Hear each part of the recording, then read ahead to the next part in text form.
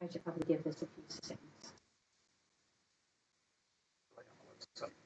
One moment, Camille.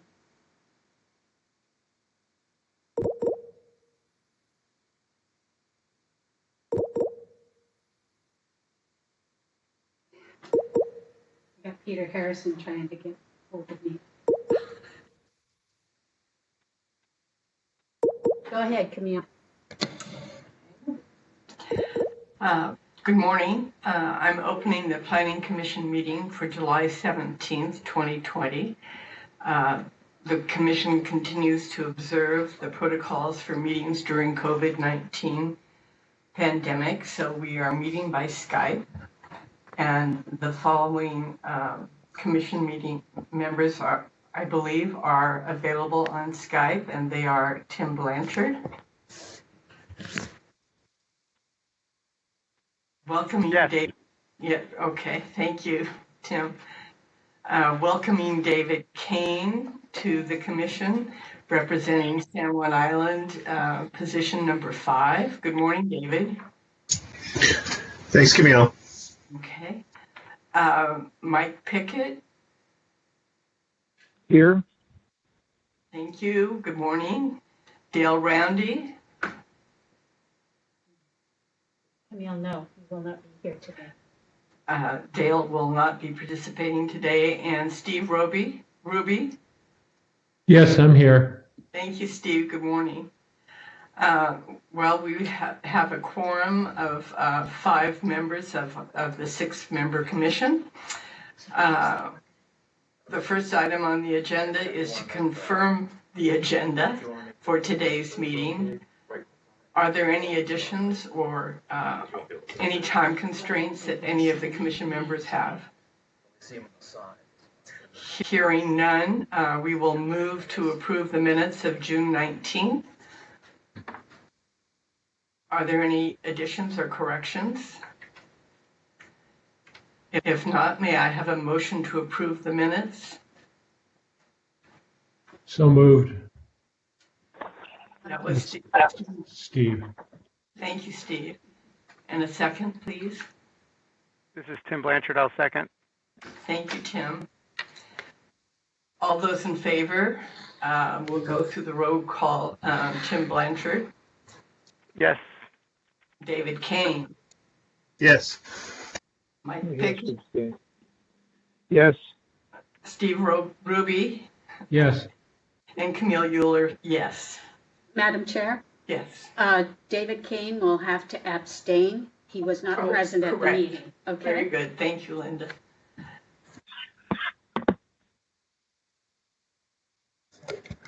All right. The motion passes. The minutes have been approved. The first item will be the report from Erica Shook, BCD Director. Good morning, Planning Commission and members of the public. In community development, we are still observing all the COVID-19 protocols, and so we are still not open to the public. We are still taking permits in electronically by email and paper, and most of our staff are working remotely and coming into the office as needed. We had been starting to prepare to open under phase 3, but it does look like we've gone backwards, so we're putting those plans on hold. Just because I think it's probably interesting, the general public, our permits haven't really slowed down over last year's volumes. They're down about 19% as of the end of the second quarter. But that's actually gotten slightly better because at the end of the first quarter, they were down 27%. And that was because in either March or April, we had half the permits come in that we normally come in. But all the rest of the months have, pretty much maintained our normal volumes. And so we're not really feeling like things have slowed down too much on that front. We have done a concerted effort at the request of council to really push through and review permits. So we're actually down to 7 weeks and sometimes even faster than that for permit review times, which is much, much better than it's been in the past. We trained up some of our long-range planning staff and other staff, land use staff, to help out doing some of the review, which really has sped things along quite a bit. In terms of technology, I know that it has been a challenge for us with the Skype. So we have, the county purchased Microsoft Teams. It's my understanding, and we're starting to learn how to use Teams. It's my understanding that Teams will work with Apple computers as well as with Microsoft computers, or so that's our hope is that we will move to using Teams. It's apparently very much like Zoom, and it's supported by our IT staff. The issue we discovered with Skype after the last meeting, our staff did not realize that anybody who's using an Apple or Mac computer you can't join the meeting with Skype. It doesn't work. We did not realize that, or we would have certainly let folks know that in advance. The only way that it works for Skype is using the call-in number. What we're waiting for to be able to move to Teams is for them to connect up a call-in number. So for Teams to work, we have to have the computer, but we also have to have a phone call number. And I guess it takes a month for them to port the number.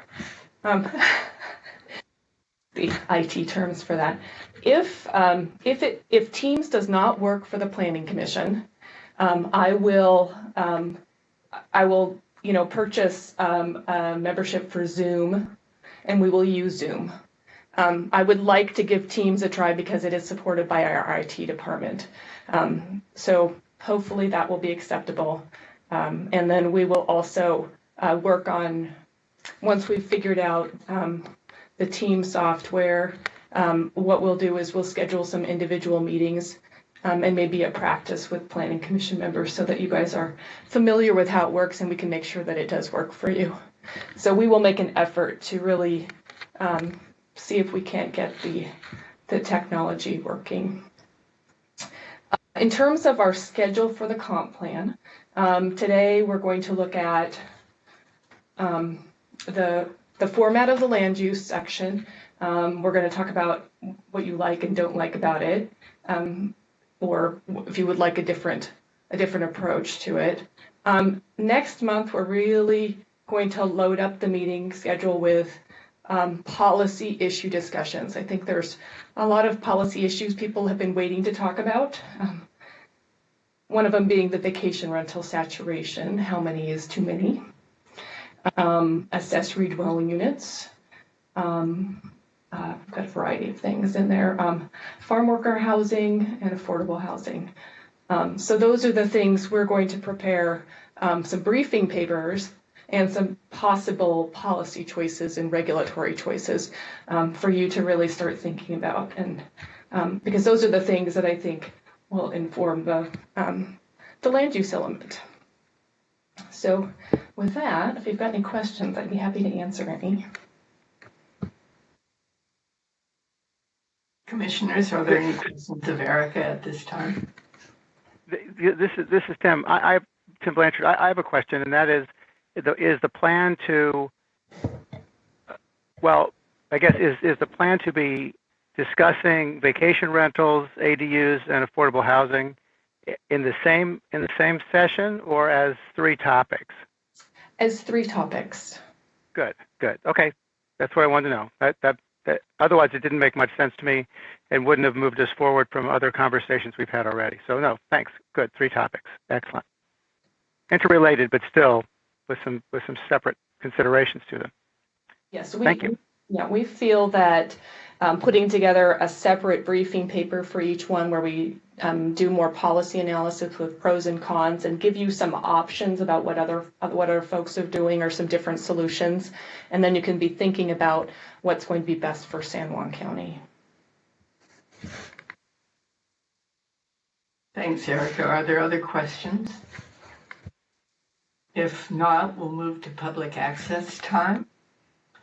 Are there participants on the call that would like to comment? Hearing there are none, we will close public access time. Moving to public hearings, we're opening the public hearing on a draft ordinance regulating marijuana production and processing facilities, amending SJCC 18.20.130, 18.30.030, 18.30.040,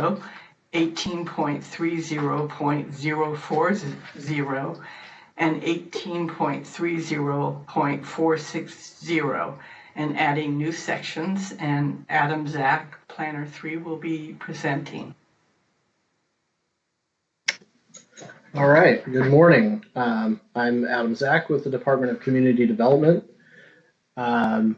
Today you will hear testimony on a draft ordinance adopting new marijuana production and processing regulations.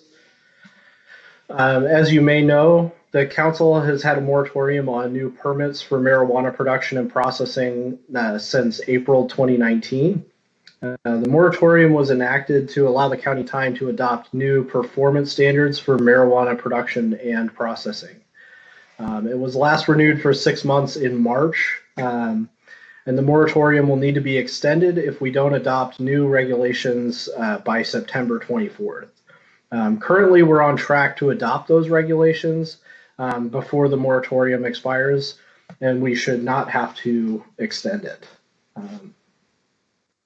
The draft ordinance you'll consider today will amend San Juan County Code 1820-130, 1830-030, 1830-040, 1830-460, and add new sections for production and processing performance standards. A note on the process, I'll summarize the proposed regulations prior to the public testimony, and then after the public provides their comments, you will then deliberate on your recommendation to the county council regarding these proposed regulations. During the deliberations, we can go through the ordinance kind of section by section, and you can make specific recommendations on each of the sections that amend different code sections. The procedural requirements for adopting a code change have been met. The required 60-day notice of amendment was sent to the Department of Commerce on March 31st. A SIPA determination of non-significance was issued on April 1st, and no comments were received on that SIPA determination. The draft before you today was reviewed as to form by the prosecuting attorney's office, and they suggested some changes for clarity and implementation, such as elaborating on the requirements for controlling odor and lighting. Section 1 of the draft ordinance establishes the definitions for marijuana, marijuana processor, and marijuana producer. These are the same definitions that the state uses, so they come straight from the WACs and RCWs. The definitions are the section of code that clarifies what constitutes the use and what constitutes the use to which that applies. A marijuana processor is a person licensed by the state to process and package marijuana into usable products for sale in licensed retail outlets. A producer is a person licensed by the state to produce and sell marijuana at wholesale to processors and other producers. Section 2 amends San Juan County Code 1830-030, the land use table for activity center land use designations. This table establishes what land use designations allow marijuana production and processing in activity centers, such as Westsound on Orcas or Island Center on Lopez and Orcas Islands. The proposed changes differentiate between 3 tiers of production and processing, and these are the same 3 tiers that the state uses when issuing licenses. So Tier 1 is less than 2,000 square feet of canopy area. Tier 2 is between 2,000 and 10,000 square feet, and Tier 3 is from 10,000 up to 30,000 square feet. Tiers 1 and 2 would be allowed by conditional use permit in the Village Industrial, Hamlet Industrial, and Island Center land use designations. There are currently no lands designated Village Industrial, but if in the future we had a Village Industrial area, these would apply there. The only Hamlet Industrial areas in the county are located in Deer Harbor, and there are 2 areas designated Island Center, one at the intersection of Crow Valley and West Beach Roads on Orcas Island, and another at the intersections of Dill and Center Road on Lopez. Under the proposed ordinance, Tier 3 is prohibited in all activity center land use designations. Section 2 also establishes 3 new footnotes to the table. Footnote 13 requires that production and processing be conducted indoors. And this is to help offset the odor and visual impacts from the state-required security features. Footnote 14 requires that operations not exceed the grow canopy licensed by the state. And then footnote 15 clarifies that Hamlet Industrial refers to the Deer Harbor industrial designations, and it establishes that production and processing is prohibited in Olga Hamlet. Section 3 amends San Juan County Code 1830-040, which is the land use table for rural, resource, and special land use designations. It proposes that tiers 1 and 2 be allowed by conditional use permit in rural general use, rural farm forest, rural industrial, and agricultural resource land. Here too, tier 3 is prohibited in all rural, resource, and special land use designations. Section 3 also establishes new footnotes to the table. Footnote 15 allows both indoor and outdoor production and processing in the rural and resource lands where it is allowed. In rural farm forest and agricultural resource land, outdoor growing is allowed. Footnotes 16 requires that the canopy cannot exceed the tier licensed by the state. 17 limits processing to only take place if it supports an on-site production in rural farm forest and agricultural resource land. This will prevent the siting of processing operations in farmlands unless they are directly involved with the production of marijuana. Footnote 18 establishes minimum lot sizes for production and processing. For Tier 1, the minimum lot size is 1 acre in rural general use and rural industrial. It is 3 acres in rural farm forest and agricultural resource.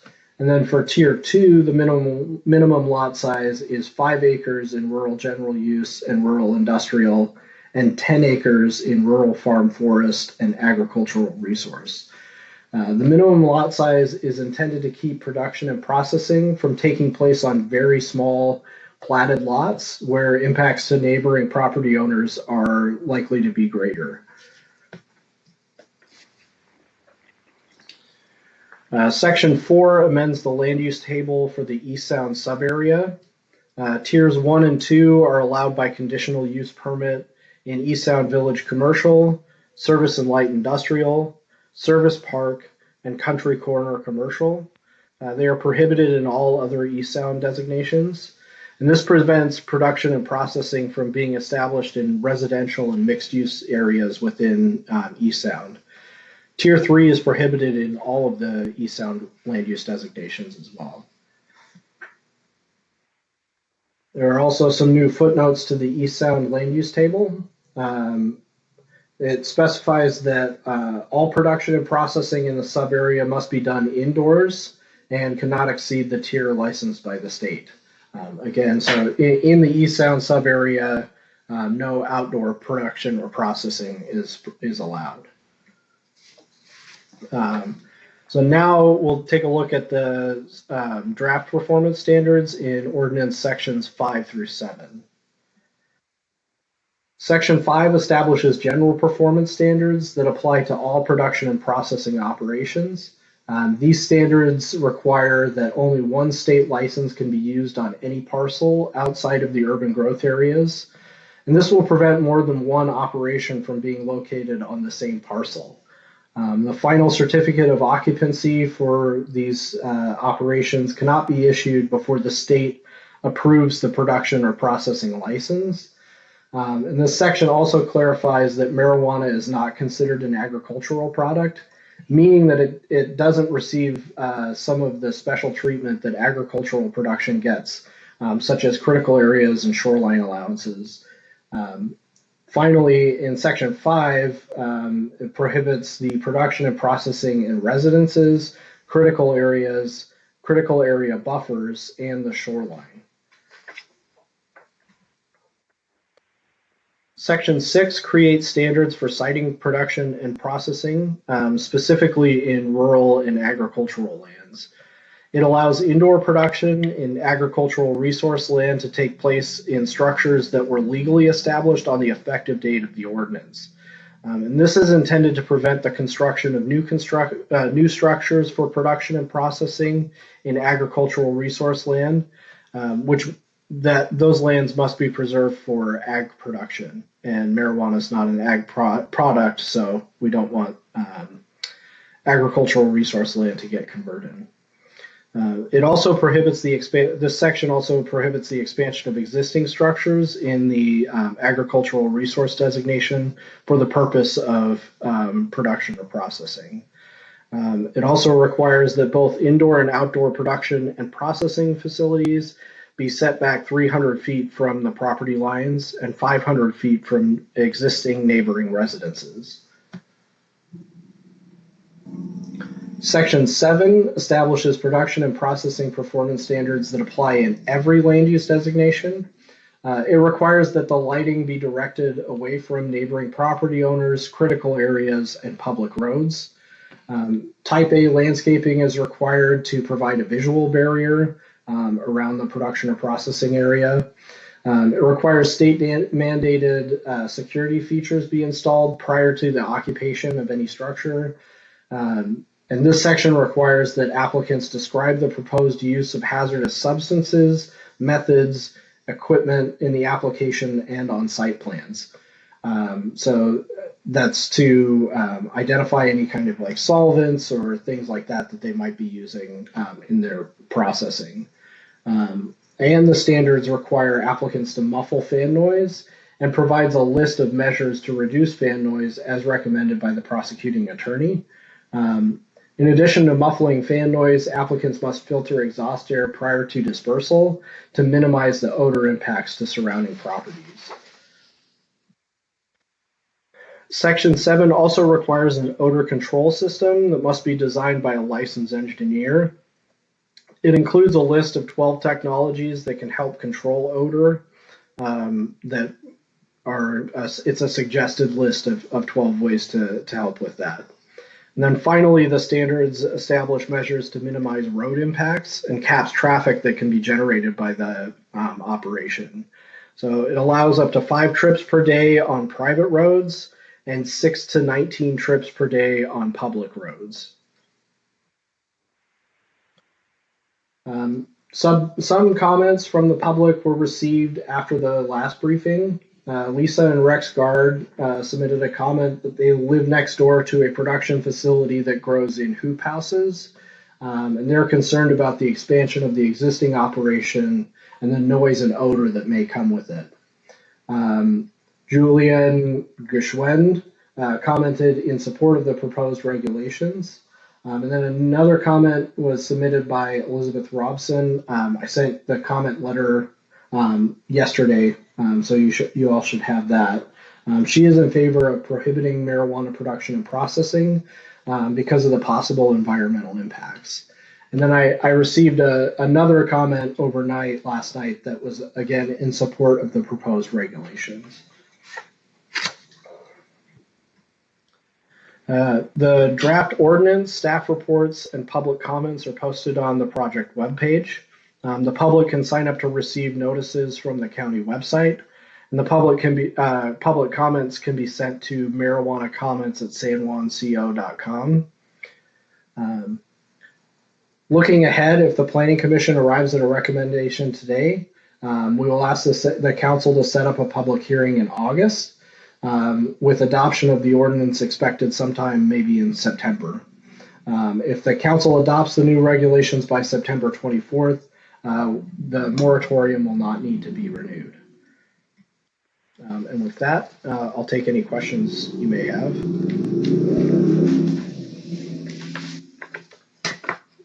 Commissioners, Tim Blanchard, do you have any questions at this time?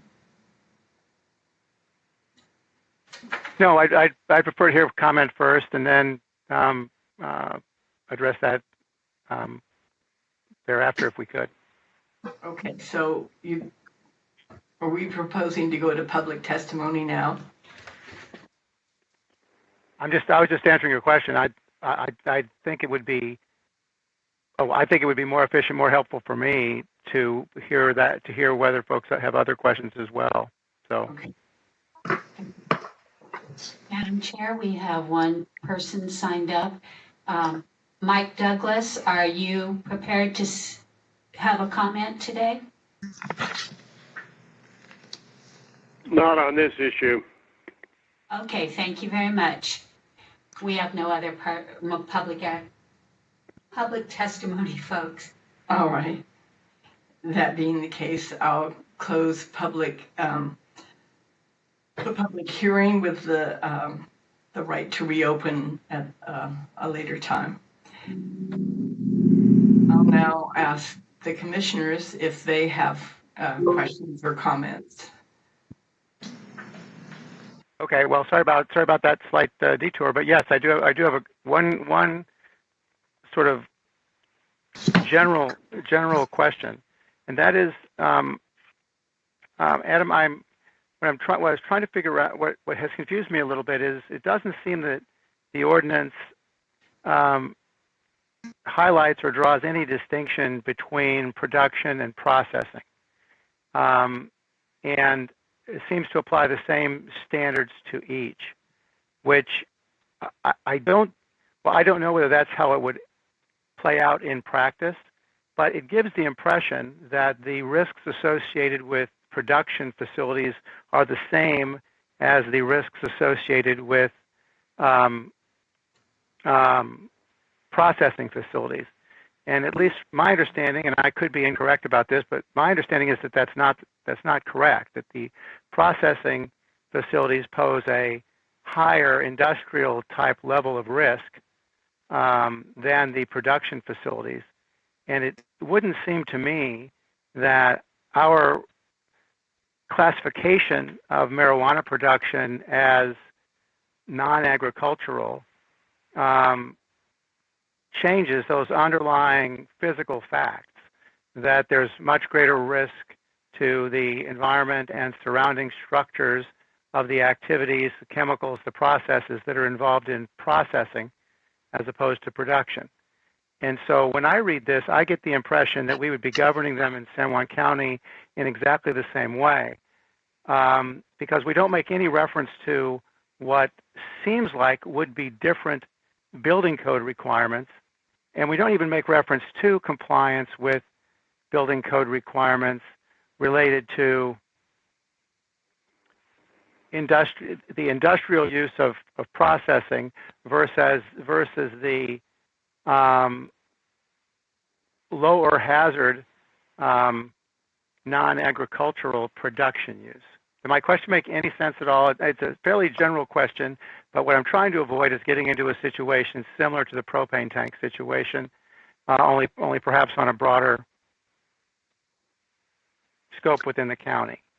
Right. So you are correct. I mean, the regulations, the proposed regulations, would apply both to production and processing facilities.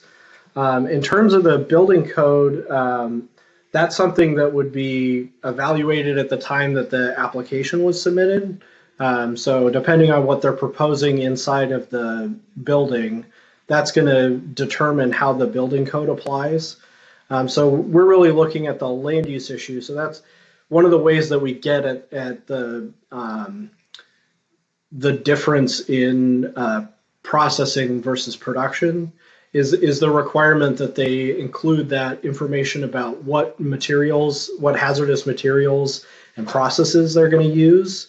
And that'll help kind of guide that building permit review process to make sure that they're safe to address those health and safety concerns. The primary focus of these regulations was mostly at controlling the impacts to the surrounding properties in odor and noise and appearance, those kinds of things. I mean, I guess my question is whether I understand what you're saying, and that was the point for my question. I'm wondering whether we actually accomplish what the council set out to accomplish through the moratorium and through the opportunity to establish performance standards, because part of that was to address safety concerns and impacts on nearby properties. And I'm not sure that merely identifying the hazardous substances or processes accomplishes that. Have we taken a look to see whether we are potentially opening up a loophole for someone in the way we've made our definitions that might fail to protect nearby properties from, I'm thinking primarily of the production of the processing activities as opposed to production activities, but it also seems as though those lines could be a little bit blurred, at least in some land use areas. As I read this, we make pretty clear how it operates in rural farm forest and those sorts of areas, and that there's a very limited amount of processing that could be done, since it would have to be limited to production on the parcel. But that's not true.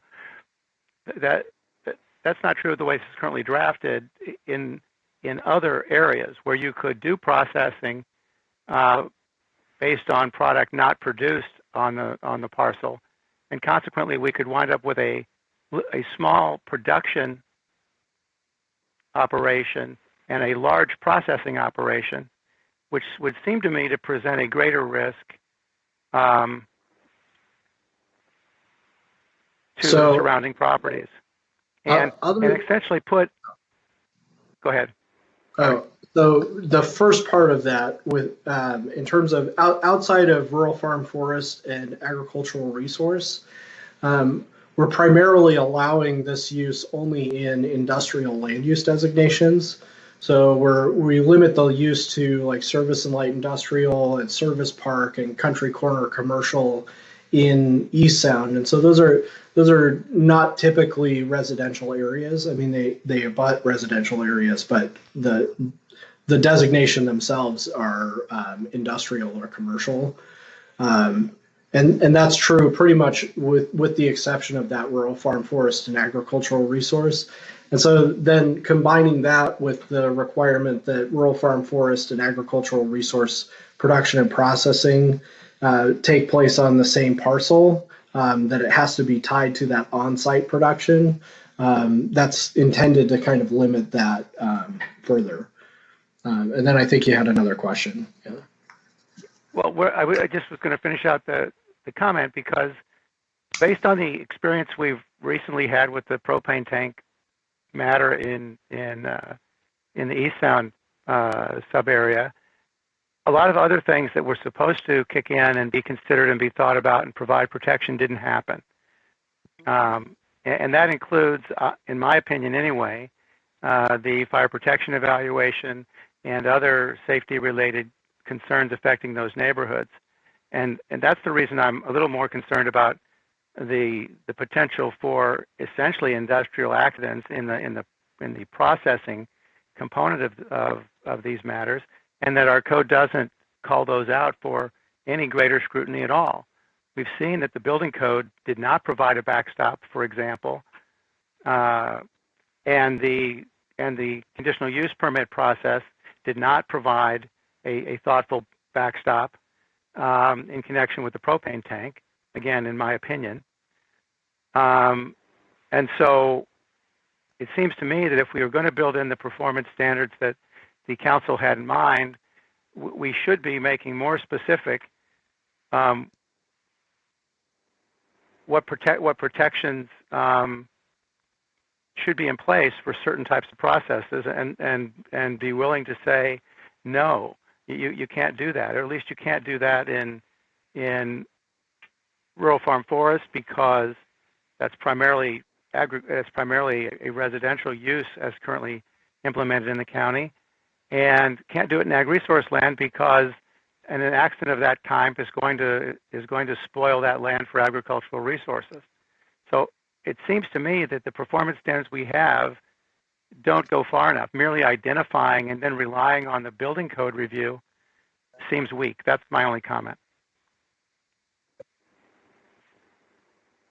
Are there other comments from other commissioners? Mike Pickett? No, I have nothing to ask. Steve Ruby? Nothing to add. David Kane? Yeah, I just support Tim's concerns about the industrial processing that could result in some of these more residential uses, or with the concern that we could have some industrial chemicals getting used in the processing. So I think Tim has excellent points that should be addressed further. And I have a question about monitoring. So is there what? Is there a process for monitoring other than, say, neighbors calling in, or how would that be done? The regulations do not establish a process for monitoring the ongoing operations. That's independent of just the regular code enforcement and permitting procedures. So no, there's no yearly check-in or anything like that.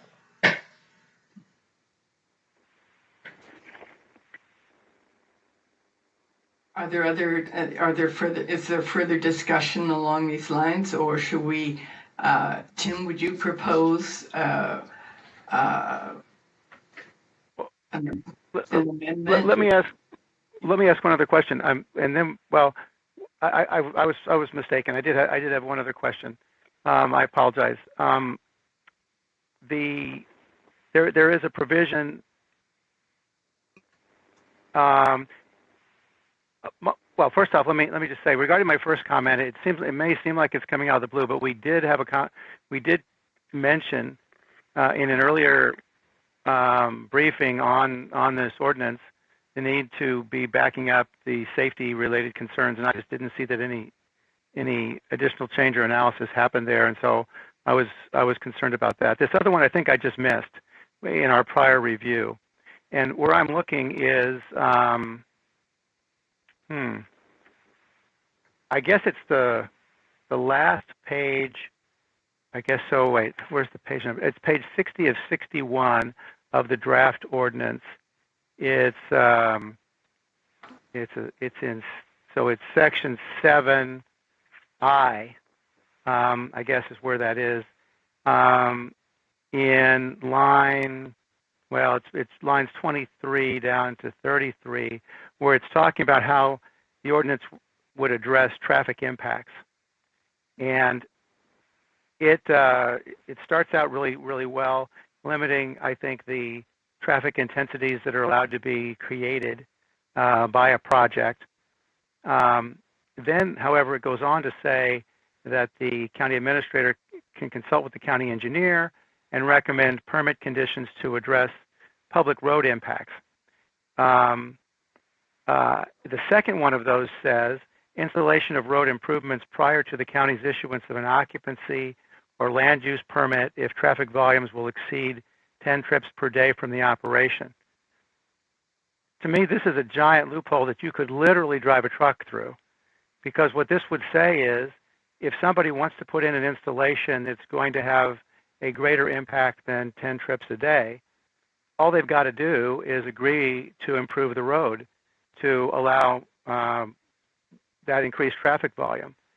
So this is a backdoor to allow the destruction of rural character by essentially widening of a road because somebody wants to build a marijuana project. I personally do not think that line 32 through 33 should be included in here, because our code should not require the county to agree to let a developer buy the right to adversely affect rural character by expanding a road.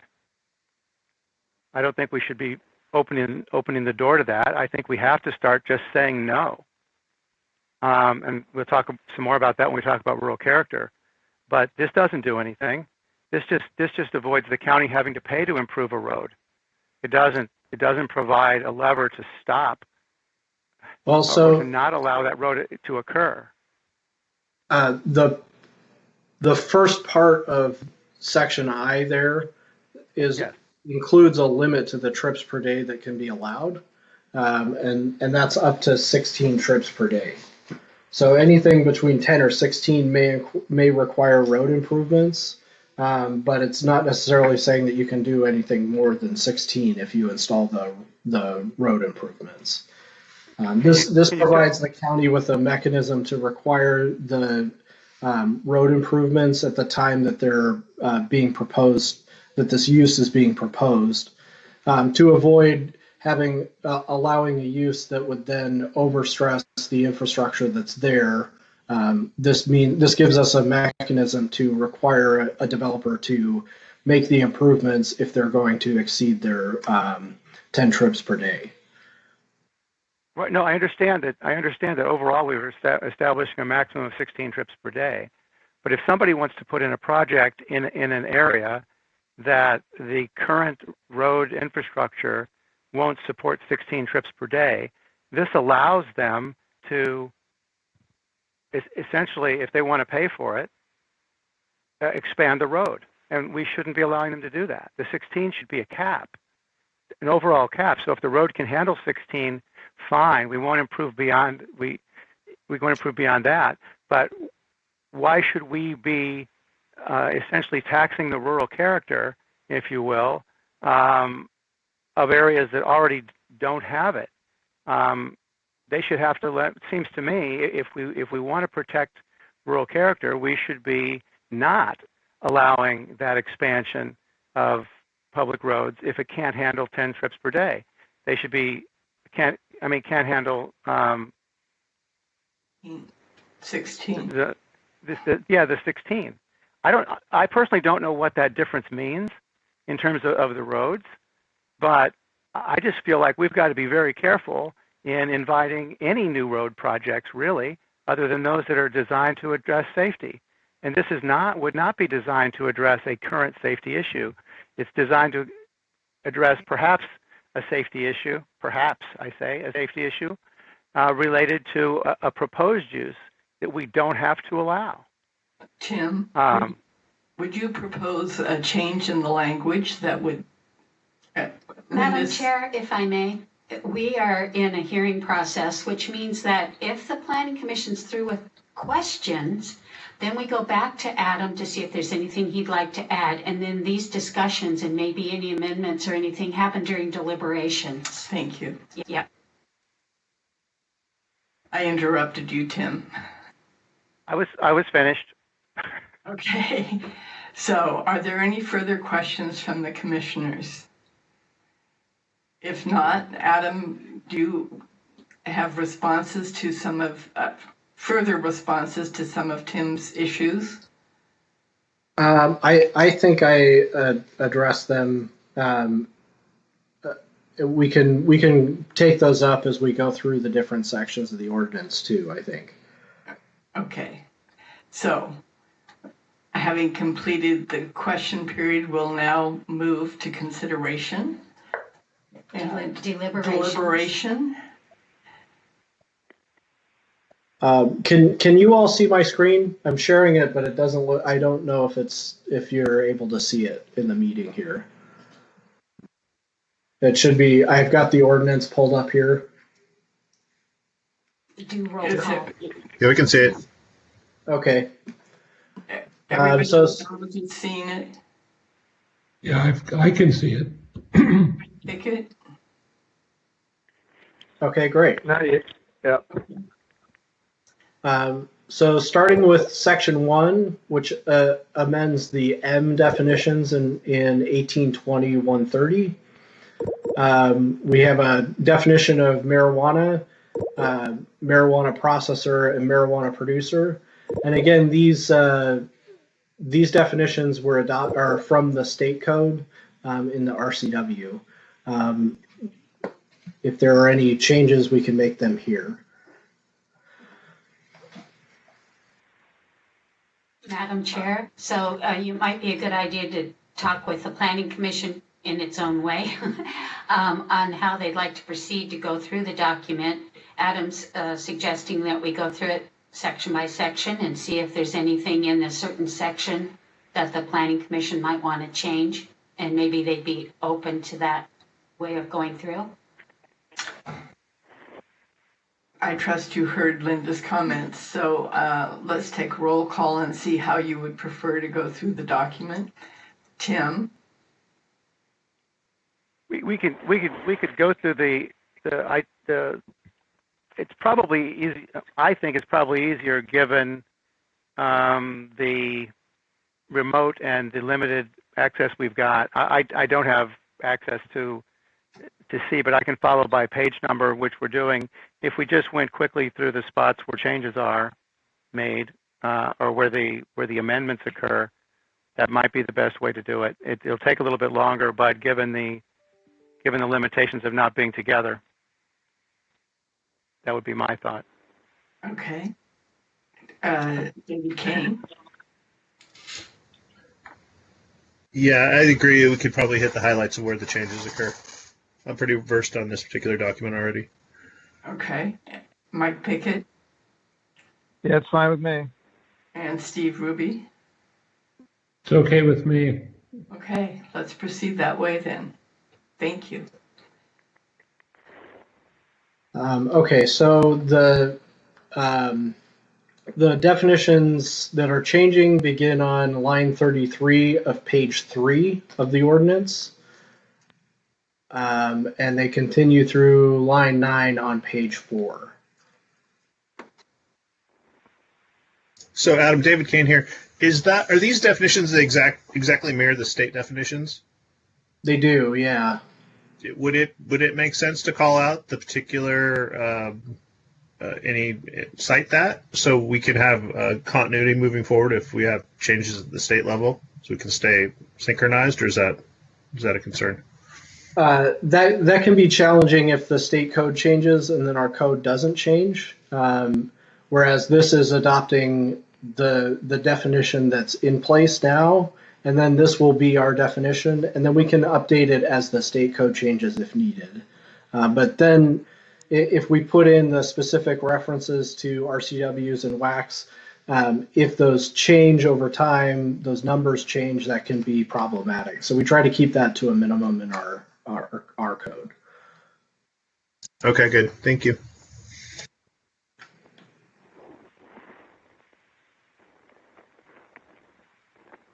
Any other questions on the definitions here? Do we need a motion? Madam Chair, I would say that if nobody has any changes or anything that they would like to change on it, then we're saying that you're agreeing to what it is there. I mean, that's one option. Okay, so by consensus, do we agree with the definitions as described or as written? Tim? Yes. David? Yes. Michael? Yes. Steve? Very good. Adam, and I say yes as well. Adam, would you like to continue, please? Yes. So moving on to section 2. Sorry, let me get there. I went too far.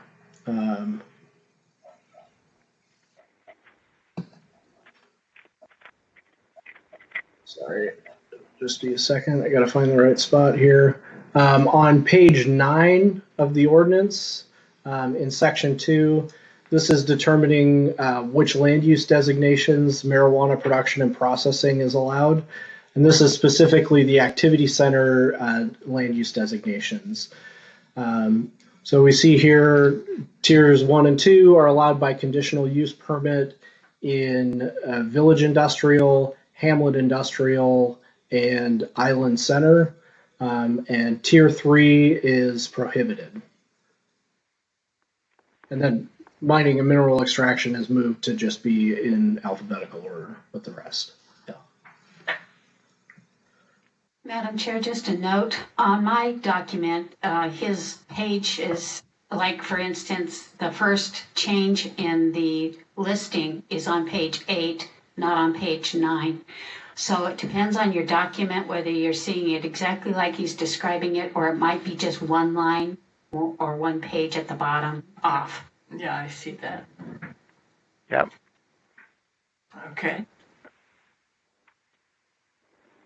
Are there any concerns about this section? If not, I assume consensus, or can I assume consensus? Or should I do the roll call? I guess we will do a roll call. Tim?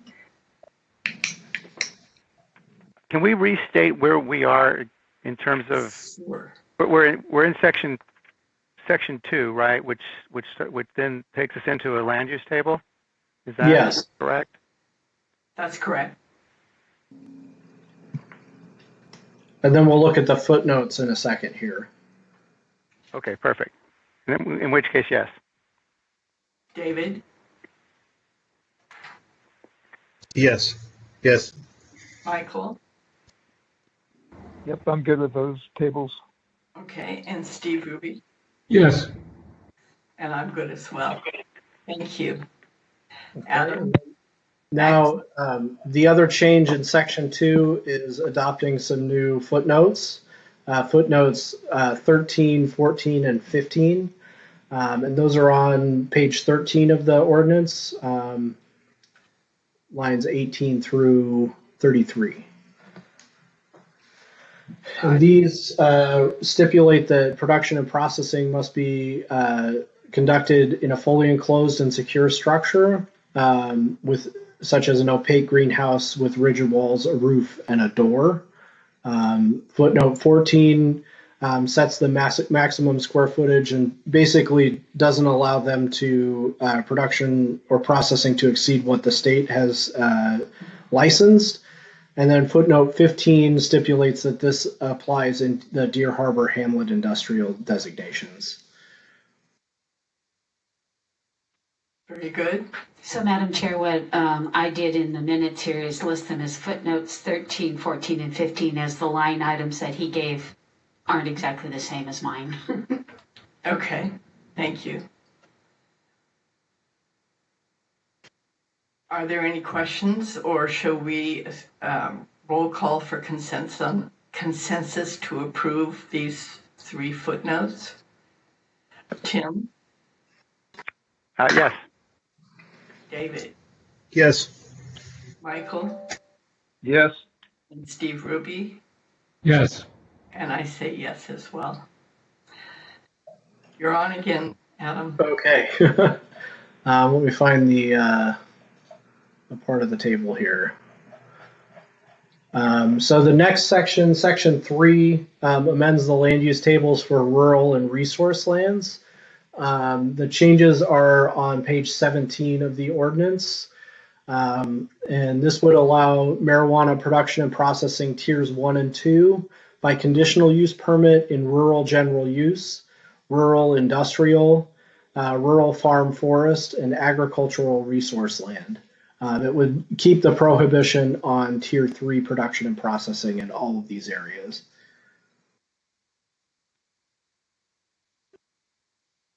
Are there comments from the commissioners?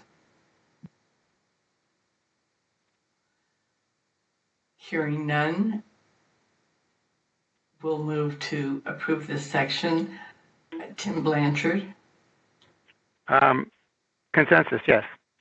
Yes, consensus. David? Yes. Michael, Yes. and Steve, Yes. and Camille, yes. So the next part of section 3 adopts some new footnotes, footnotes 15, 16, 17, and 18. And these are on page 22 of the ordinance. Footnote 15 allows or points out that marijuana production is allowed in fully enclosed structures, non-rigid translucent greenhouses and other structures, and in ground area fully enclosed by a physical barrier. So that's if they're taking place outside of a building in rural farm, forest, and ag resource. Footnote 16 again stipulates that the maximum square footage cannot exceed the tier licensed by the state. Footnote 17 points out that processing is only allowed in RFF or rural farm, forest, and agricultural resource if it supports an on-site marijuana production operation. And then footnote 18 establishes the minimum lot sizes for marijuana production and processing, which for tier 1, that's 1 acre in rural general use and rural industrial, and 3 acres in rural farm, forest, and agricultural resource designations. And then for tier 5, the minimum lot size is 5 acres in rural general use and rural industrial, and 10 acres in the rural farm, forest, and agricultural resource designations. Thank you. Tim, does this? I have a question, and I thought that I might be wrong. I might be wrong, but I thought that in an earlier few of these things, well, anyway, I don't know whether I actually asked the question or not at that earlier time, but what's a physical barrier? I'm at line 28. So that would be like a fence or a wall, but it's not fully enclosed. Or it would be, sorry, fully enclosed, like a greenhouse or something that's a structure, but not one of the other ones that are listed in A and B. Okay, so just anticipating that we may have some folks who have different views of what's allowed and what's not allowed, and given that the county council was wanting us to put these types of performance standards in place to avoid those sorts of disputes, is a berm enough? If you have a berm entirely around the area in which production is going to be conducted outdoors, would that be sufficient as a physical barrier? And if so, how big a berm would you need? Well, that would be a physical barrier, but it wouldn't be fully enclosed because it wouldn't have a roof on it. Oh, so you're saying this physical barrier would include a roof? Yeah, in an area fully enclosed by a physical barrier. So this would be something like a hoop house or something where it's enclosed, but it's still, the product is still growing in the ground. I see. Okay, so in the ground as opposed to, oh, I see. So we're drawing it at B and C. The only difference between B and C is when we say translucent greenhouse or other structure, as broad as that is, we're contemplating container growth as opposed to growth in the earth. Correct. Whereas C would allow growth in the earth as long as you still build a greenhouse around it. Yes. Okay, I was confused by that. All right. Because I was wondering what was left after or other structures in B. But okay, yeah. I get, okay. Okay. Thanks. David, did you have questions or concerns in this? Nope, no questions or concerns. Michael? Nope, this is clear. Thank you. And Stephen? Just fine. Yeah, I'm finally clear as well. Thank you. Okay. Okay. Now moving on to the Eastsound regulations. let's see here.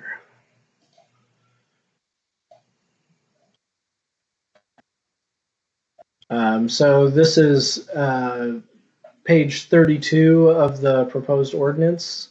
This is adopting the changes to the Eastsound subarea and allows tiers 1 and 2 by conditional use permit in Eastsound Village Commercial, Service and Light Industrial, Service Park, and Country Corner Commercial, and maintains that tier 3 prohibition in all of the Eastsound subarea.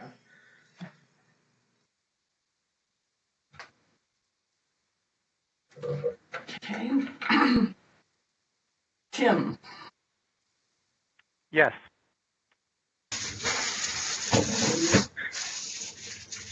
That looks good to me. Michael? Yep, okay. Steve? Okay. Okay. All right, Adam? Okay, and then there are some new footnotes to this table. Footnote number 2 that would specify that. And could you say the page number, please? Sure, that's page 35. Thank you. And so this specifies that all production in the subarea must be done indoors and cannot exceed the tier licensed by the state. Okay. Is there consensus on this issue? Tim? Yes. David? Yes. Michael? Yes. And Steve? Thank you. Yes. Okay. 5. Okay. So moving on to section 5, these are the new performance standards for marijuana production and processing, and these are the general standards that apply throughout the county. And then here, let's see. Some of the key requirements are that only one state license can be used on parcels outside of the urban growth areas. The state license is required. That's page 57 for those that are trying to follow along on paper. Yeah, I'm sorry. Yeah, it's page 57. And let's see here. This also stipulates that marijuana is not an agricultural product, and that it cannot take place in a residence, critical areas and their buffers, or in the shoreline jurisdiction. So this is an all new, completely new section of the county code. Questions or any commissioner could speak, or we can move to consensus. Hearing none. Tim? Yes. David? Yes. Michael? Yes. Steve? Yes. And the chair says yes.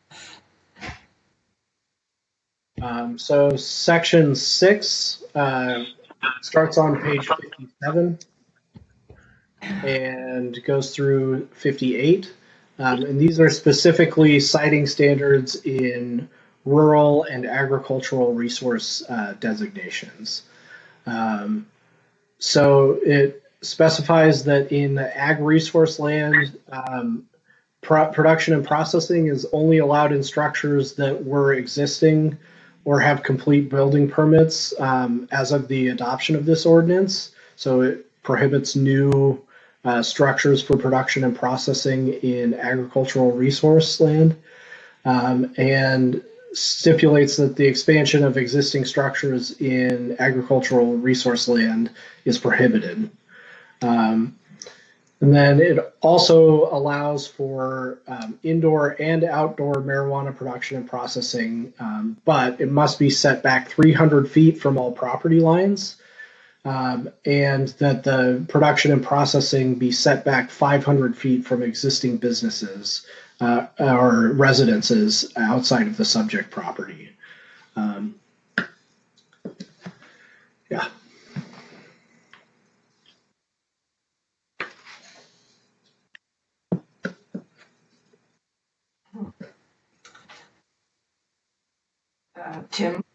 Do you have Yeah, questions? my question. This is one of the sections that I think where it might be possible to address this other concern, because this would not allow a new production building to be constructed in ag resource, but would apparently allow an existing building to be used for not only production but for processing. And it seems to me that seems a bit strange, because I wonder how many existing buildings we have that would satisfy building code requirements for industrial use, which processing certainly is. And in this case, there wouldn't be a building code review at all in this case. So this is what I'm getting at. Unless we build in those types of protections here from a land use perspective, then there won't be any. You're going to have somebody wanting to use a barn to do industrial processing. And so if you see what I mean, there wouldn't be a building code issue here. The building's already there. And by definition, it can't be expanded for production purposes. So what am I missing? Well, they will be required through the conditional use permit process. They are required to retrofit the building with other improvements, ventilation, lighting, the security improvements, and that's going to require a building permit for those changes to an existing building, in all likelihood, because of the dollar amount of the improvements. In Section 7, we require numerous things to be done to an indoor production or processing facility that are going to require improvements to the structure. You wouldn't just be able to put a tank, like a solvent tank, in your barn and say that's good enough. We have these other requirements. I see. All right. Well, okay. So this, Mike, so I have a question about this. Is the intent here to restrict use of buildings to grow this product? Because you can grow it in the ground, according to what we talked about earlier. And you could build a new building to replace the barn that you're turning into a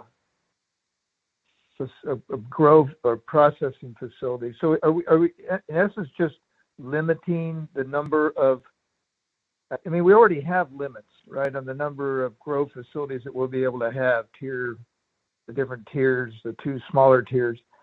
What is the purpose here of saying you can't build a building to do something you can get a permit for, like growing marijuana? So the purpose here is the limit specifically in the agricultural resource land designation, and that's because we're not considering marijuana an agricultural product, and because of that, we need to really protect agricultural resource land for production of agricultural products. So we're going to allow production and processing on ag resource land, but we want to limit it so that it doesn't take over the whole parcel, right? And we don't want to have construction of new structures for growing, for production or processing, because that's converting that land to more or less a permanent use that's not production of an agricultural resource product. So the intent here is to limit the amount of ag land that's being converted to this non-ag use. And the best way to do that is to keep them from building a building. Correct, because if they have an outdoor grow operation, even though it's not an ag product, it's similar in that land could then eventually be used to grow a different crop. In theory. Okay, I agree with that. That makes sense. Okay, fine. Thank you, Adam. David, or excuse me, David, do you have any comment, or? No, I think that's fine. And Steve? That's okay, fine.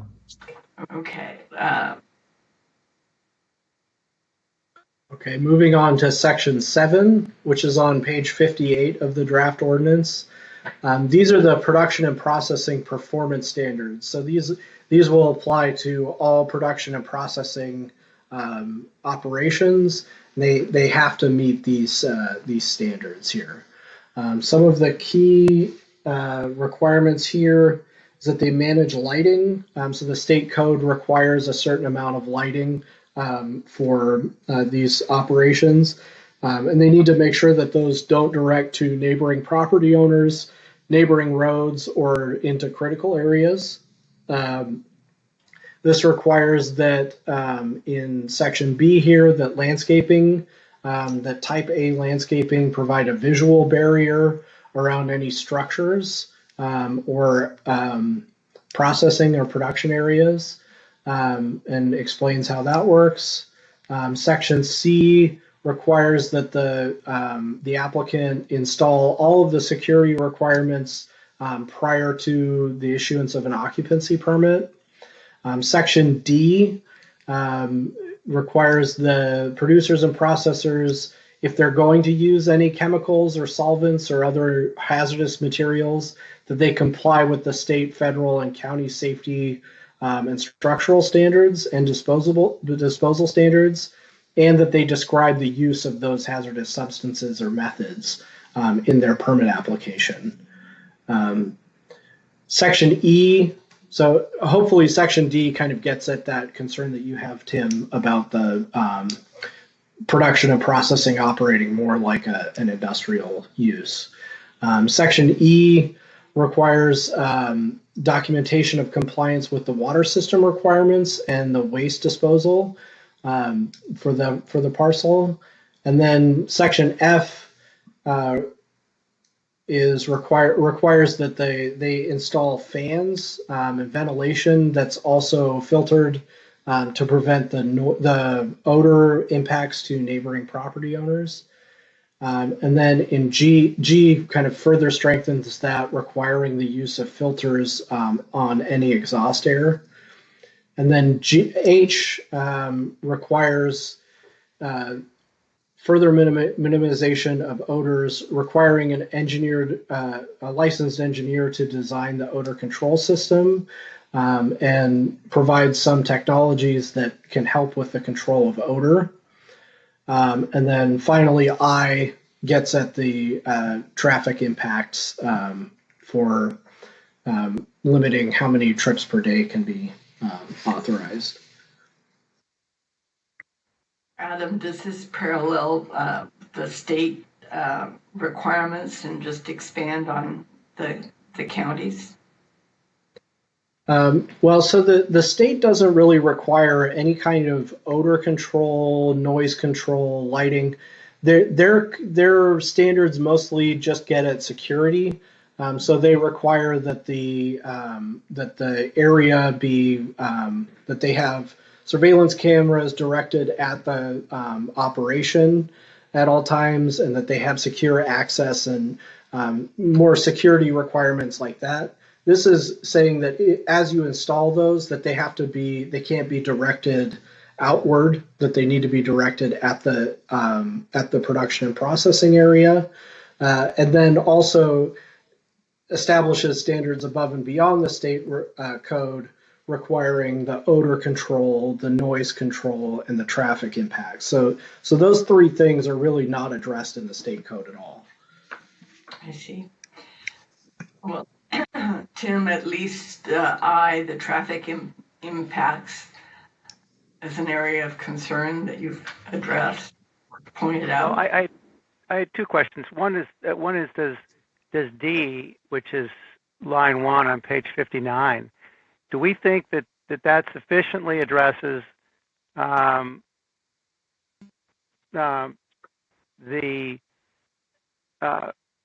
safety, fire-related building code type stuff, so that we wouldn't have a situation in which a hazardous activity gets dealt with as a non-hazardous activity? I'm just wanting to be sure that we've thought that through and that this goes far enough. I understand that it says it does, but so compliance with D is going to come up where? When is compliance with D going to be verified? If that's a question for me, it is, please. Yeah, D will be verified at the time of the permit application. So all of these uses require a conditional use permit. And so there will be a public hearing associated with the final decision on that permit, and they will get the staff review at the time of application. And then ultimately the hearing examiner makes the decision and can condition the permit as needed. So as part of our review of this application, we're going to look at what they're proposing and then determine that they meet or don't item D here. So we have to, the planner has to look at it at that time and determine if they meet that, they meet those federal, state, and county safe fire and safety requirements. Okay, all right. I mean, perhaps my concern about this doesn't relate so much to this section as it does to the conditional use permit process, because that's what, in my opinion, that's what failed in the propane tank matter. That and other definition problems in that situation that don't apply here. So I guess it's a bigger issue. My concern is a bigger issue, perhaps not the specific requirements of this, but rather being sure that they get applied. Okay, so that probably addresses the other issue that I raised. In terms of the traffic impacts, what I would propose that we do for discussion at this point would be, I would delete lines 32 and 33 because I don't want to create a situation that allows for an individual property owner to bring about a change in the county road system. Because, as I'll talk about later in this meeting when we talk about rural character, roads are the biggest deal in terms of eroding rural character.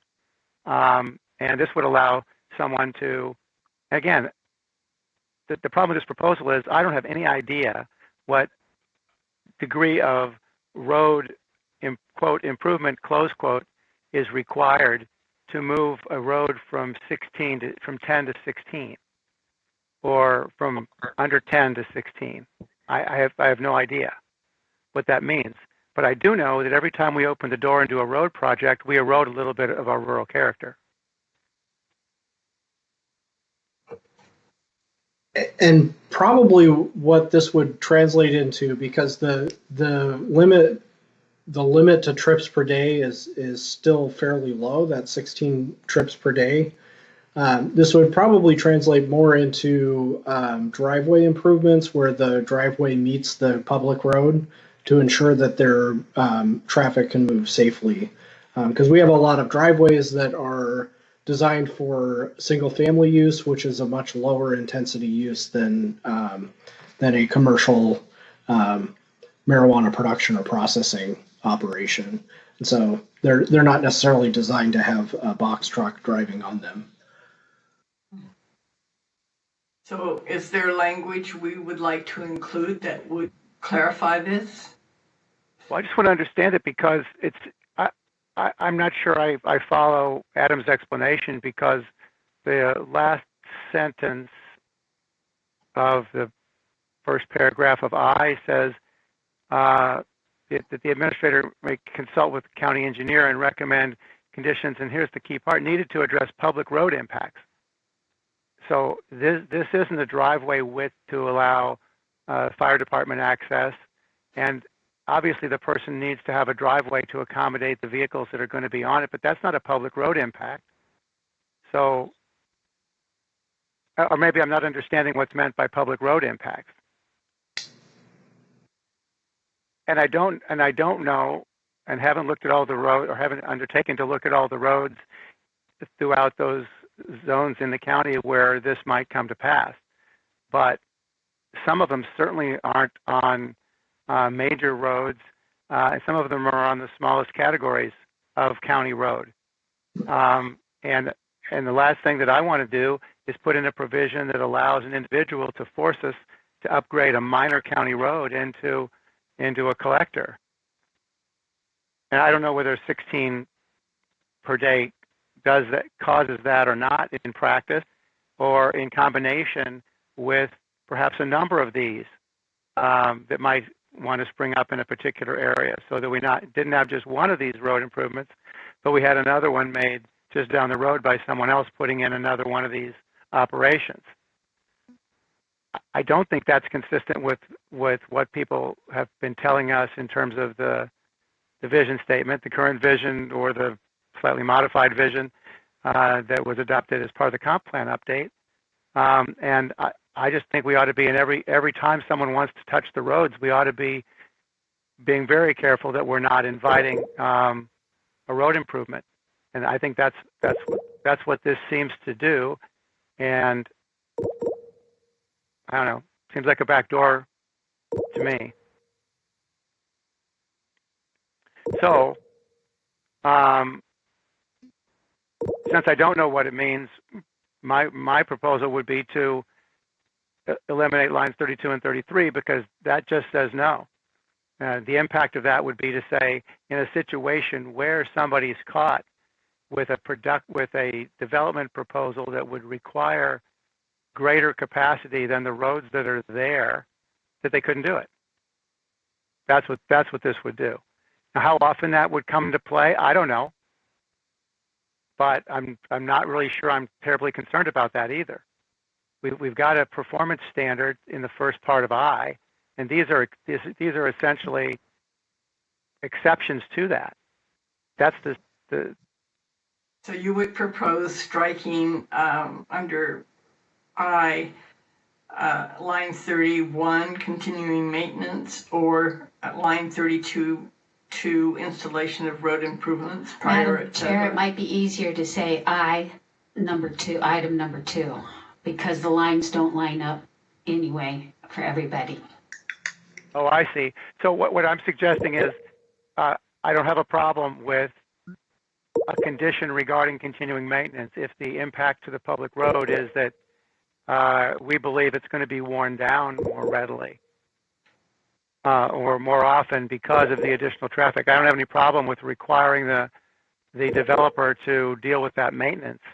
What I do have a problem with is the very broad concept of installing road improvements, because without any definition, that could mean any sorts of things.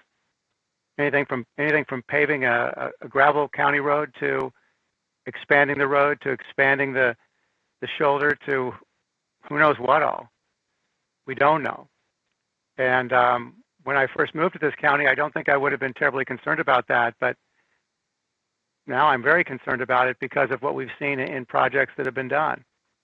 So, so you would recommend removing I-2? Yes. Is that correct? That is. Yes, thank you. That is correct. Okay. For discussion anyway, and we can make a motion if it. I don't know. Yes, we'll make the motion anyway. Consensus about getting rid of two. Okay, we are now looking for consensus to removing I-2, installation of road improvements prior to the county's issuance, etc. And so, Tim, you're a yes to remove, correct? Yes, correct. David? Yes. Michael? Yeah, I'm happy with that. That's okay. And Steve? Yes, I really support Tim's concerns about major road changes affecting our rural nature. So I'm glad he keeps pointing that out. Okay. And I agree as well. Thanks. I mean, just so it's clear for if somebody were to review the tape, what this does is it does not go so far as to say that there can't be any improvement to a road. What it does is makes the county council do it in the normal way, which is to propose it, get it in the 6-year transportation plan, and so on and so forth, so that there's a robust public process around that, as opposed to this, which seems to be a backdoor and could be something handled theoretically within the discretion of Public Works, but in a way that would, again, be sort of a backdoor. So I'm just trying to elevate this to the full public process. Sure. So as a counterpoint to that, I'll put your recommendation in here, but the idea of number 2 is that then the county doesn't have to pay for the road improvements, that the developer would then be responsible for the road improvements. Whereas if it goes through the regular 6-year TIP process, that's something that the county is paying for. The other thing about this is that there is a public process involved, because those conditions in this permit would be subject to a public hearing as part of the conditional use permitting process. Right, but nobody would get notice of that unless they saw the one ad that's put in the paper, unless they live within, 300 feet of the project? True. And it's certainly not the same process of people who get notice of a planning commission hearing and a county council hearing on other projects in the TIP. And it's also not the same thing, because this would allow somebody to buy a road improvement. Yeah. I agree. Okay. So are there any other comments on the section 7 here, the production and processing performance standards? I wanted to make sure you had consensus on the rest of new section 7.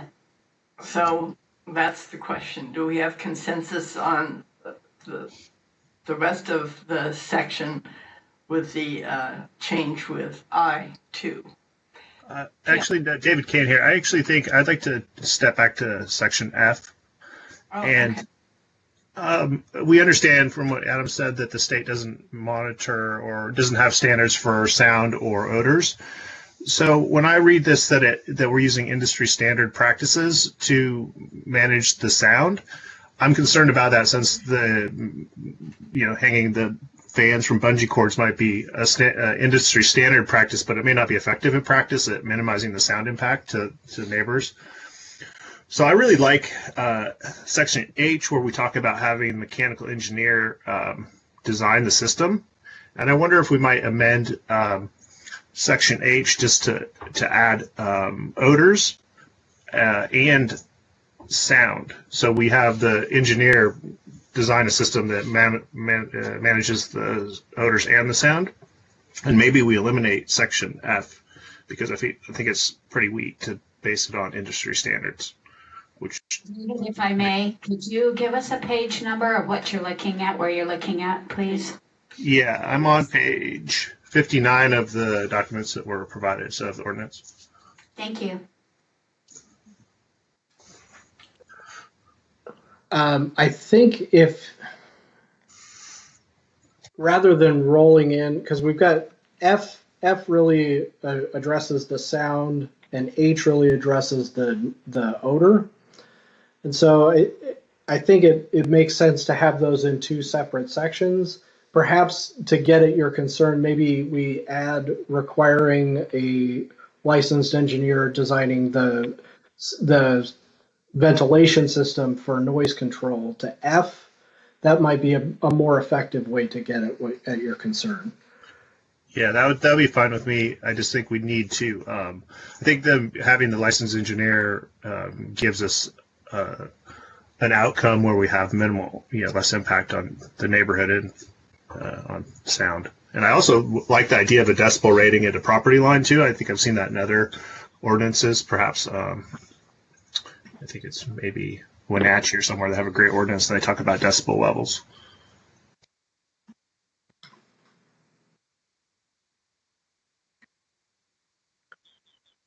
If I might, this is Tim. If I might, I agree with these comments. And when we talked last about I'm not sure if it was in connection with this. No, it wasn't. It was actually in connection with vacation rentals.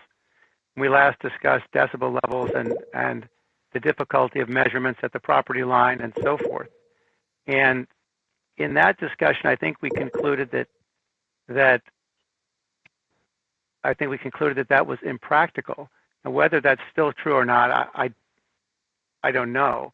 And I think certainly this is a different situation than the multitude of vacation rentals that one might be involved in trying to measure the noise, because in this case the noise is going to be a constant, ongoing thing that could be measured as part of the I don't know. I guess an as-built process. So the decibel level is in addition to on page 59F. Is that what you're proposing, Dave? I'm primarily proposing that we just have an engineer address the ventilation and sound control, and then maybe put that back to Adam if he wants to maybe dig in a little bit deeper on a decibel level, or are we past that sort of point? Okay. Adam, are you still sharing your screen? Because I don't have it. Oh, maybe it's, for some reason, I think it stopped. Here, let me do this again. Thank you.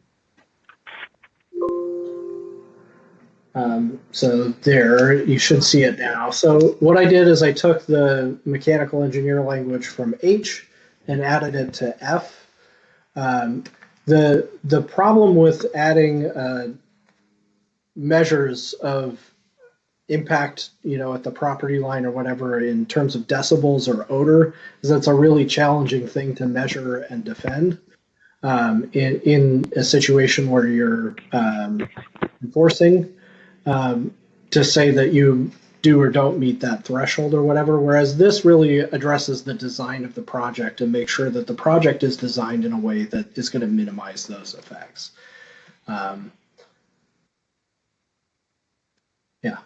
I think that. Yeah, I mean, but sorry, I spoke over someone.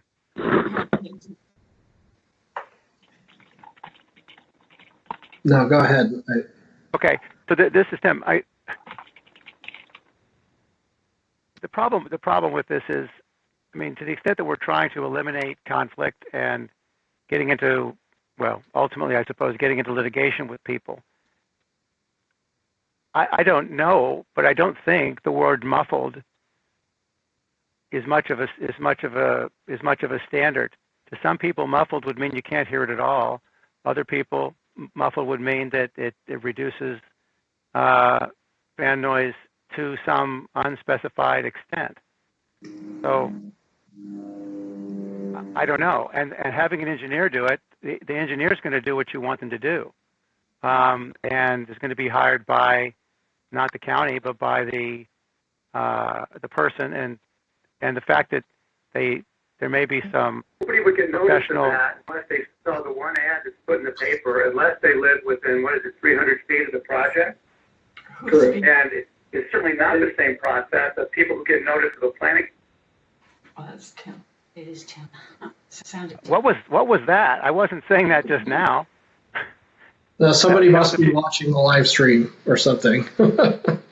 Somebody's Okay, got that was the monitor up and they're watching this. Please mute your sound so that we're not picking up feedback. That was a few minutes ago. Well, okay. Well, the concern I was expressing here is that I don't know if this gives us much from an enforcement perspective either, because muffled seems to, unless muffled is a term of art in connection with sound engineering, it doesn't really tell us what you're going to get.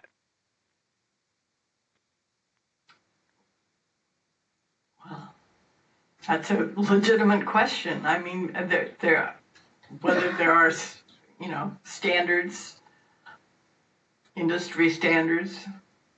I mean, the good news here is by declaring this activity non-agricultural, we get the county outside of the right to farm rules, The right to farm rules would say that an activity that's done as part of a farming activity, as a matter of law, doesn't create a nuisance. So it would eliminate the ability of somebody else to file a lawsuit against it. Here, if we leave it this way, it's probably fine, because what would have to happen is if someone thinks it's too much noise, they would have to sue the producer and demonstrate that the noise level was a nuisance. The only reason I'm a little bit concerned about that all sounds fine and dandy, is except that in evaluating whether something's a nuisance or not, the fact that we've declared this not to be agricultural doesn't mean that the reasonable expectation of the person, of the neighbor, wouldn't be evaluated as if it were agricultural. In other words, if this is making less noise or no more noise than an agricultural activity would, that could undermine that person's nuisance claim. Seems to me. I'm not giving legal advice here, but seems to me it could, because if you're in ag resource land, you've got no reasonable expectation that someone's not going to farm 24/7 if they want to, and there's nothing you could do about it because that's what the right to farm rules say. So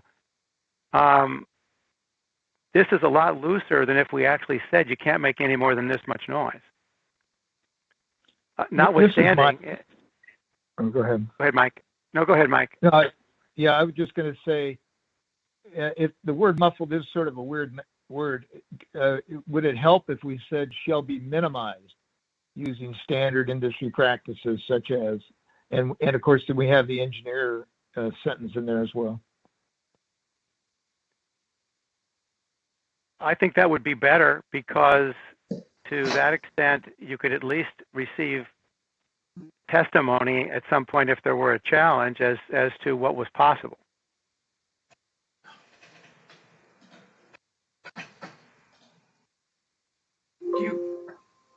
All right. Michael, do you want to put what you just stated in the form of? Just ask if it's like, just ask and see if they are agreeing with everybody. Okay. Does everybody agree with the language that Mike Pickett suggested as a replacement for sound muffling? Yeah, I just, I guess on what I recommend is line 12 of page 59, beginning operation shall be, the word muffled should be replaced with minimized.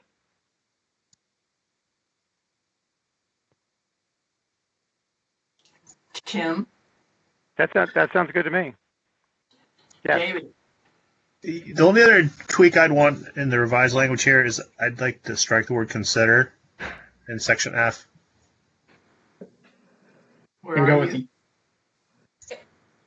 Madam Chair, if we can keep this to one item at a time rather than jumping around, then we'll be able to clear up by consensus for at least the change from muffled to minimized. Okay, yes, I agree with the change to minimized.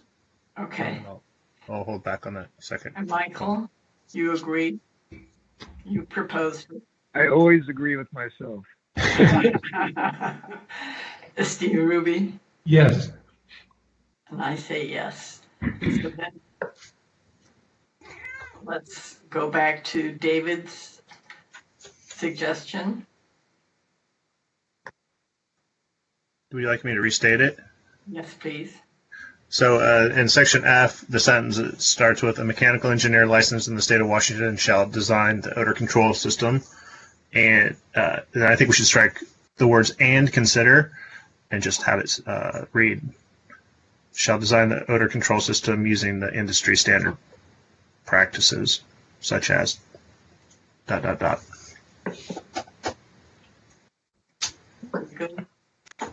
Tim? Yes, I agree with that. Yeah. Madam Chair, is that then to be deleted from the H where it states the same sentence? And that's where we copied this sentence from?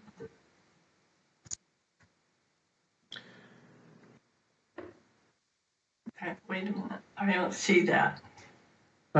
Maybe we should stick with F and make sure we have, we'll go to H here in a second, but Go back to make H. sure we have consensus on first. So right now we're addressing F and the deletion of and consider in line 13.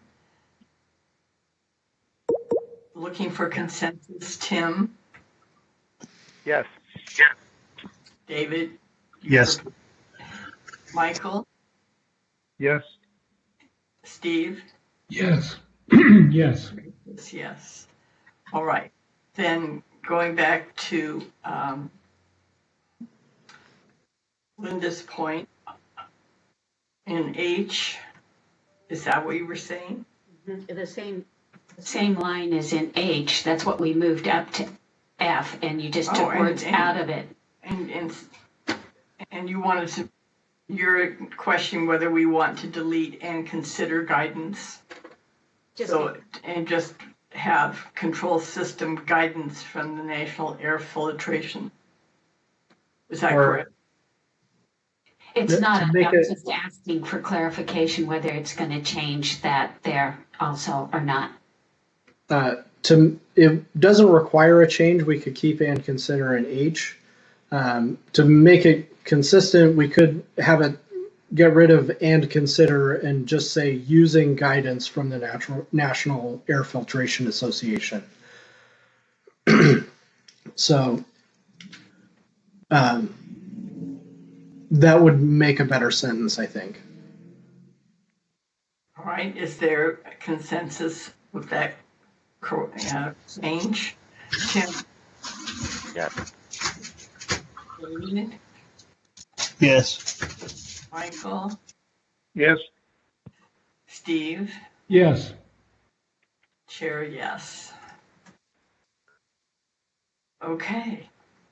So really quick before we move on, just to make sure that we're on the same page with F, since we've got this kind of challenging format to the meeting, F is going to read, producers and processors shall comply with Chapter 9.06 San Juan County Code. Fan noise from their operations shall be minimized. A mechanical engineer licensed by the state of Washington shall design the noise control system using the standard industry practices, such as installing fans with components listed by underwriters' laboratories and a combination of the following techniques and components. So that's F. Yes. Okay, I just wanted to make sure that we were all. That sounds right. Can I ask a quick question? What exactly does Chapter 9.06 of the San Juan County Code say? That's the. Does anyone have that handy? I just realized that might actually provide. So that's our noise ordinance. Yeah. Which, so that might actually give us a standard, which still doesn't hurt things, I guess. But yeah. Sorry, I just blipped there for a moment. It establishes that it's the county's policy to minimize exposure of citizens to the harmful physiological and psychological effects of excessive noise. Let's see here. The noise disturbances. It limits unreasonable noise to the hours, or it prohibits unreasonable noise between 10 p.m. and 7 a.m. It's unlawful for any person to make or cause repetitive or continuous noise from the discharge of a firearm. And you can't make loud, unreasonable noises at any time if they interfere with the peace, comfort, and repose of property owners, unless it's an animal shelter licensed under the state. So it's basically that's our noise ordinance. That's what I thought. It doesn't have decibel level standards or those. I didn't think it did. Okay, cool. So this sentence that we've just modified is in addition to that. So I think everything's good. Okay.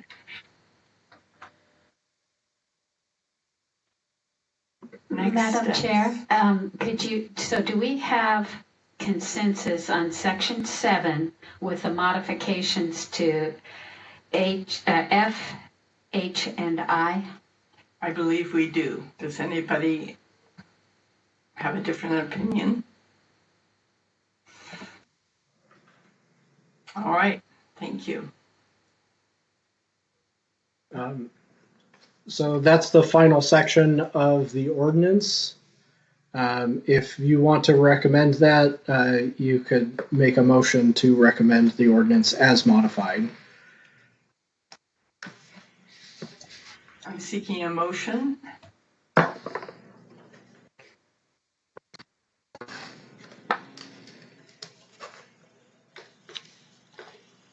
Well, I would move that we approve the ordinance as modified. Is there a second? Yeah, David Kane will second that. Okay, never mind. Okay. All those in favor of the motion? Tim? No. Roll call, yeah, you're doing it. Tim? Yes. David? Yes. Michael? Yes. Stephen? Yes. Camille, yes. Motion carries. Thank you, Adam. Yep, thank you. Yeah. Could I ask that we take a brief break? Yes, I think it would be a brief pause would be in order. Shall we take a 10-minute break? Okay. Yes, let's do it. At Very 10:30,